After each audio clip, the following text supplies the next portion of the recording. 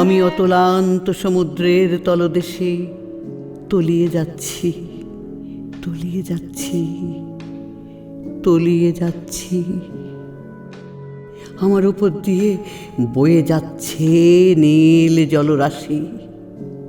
আমার ভিতরে প্রবাহিত লোহিত কণাগুলো নিস্তেজ হয়ে আসছে। ফুসফুস তার শেষ বাতাসটুকু যেন বের করে দিতে চাইছে বুদবুদের মতো।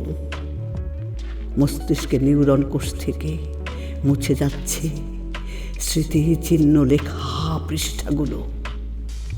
আমি নিষ্প্রাণ জলজ উদ্ভিদের মতো নির্জীব হয়ে আছি।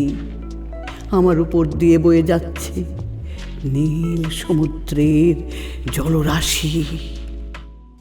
আমার দু চোখ খোলা, আমার চোখে প্রাণ আছে, তারা দেখতে পাচ্ছে নীল সমুদ্রে ভেসে চলেছে মহাজনী জাহাজ বোঝাই লাভ ক্ষতির পসরা।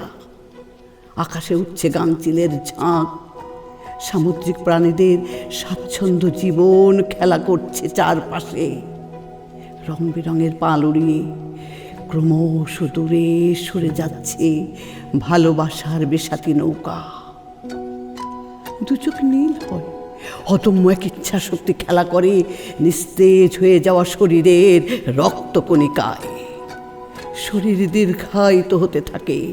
সমুদ্রে জলরাশি ভেঙে বিস্তীর্ণ জায়গা জুড়ে আমি জেগে উঠতে থাকি, আর আমার অস্তিত্ব জানান দেয় আমি এক নতুন পৃথিবী।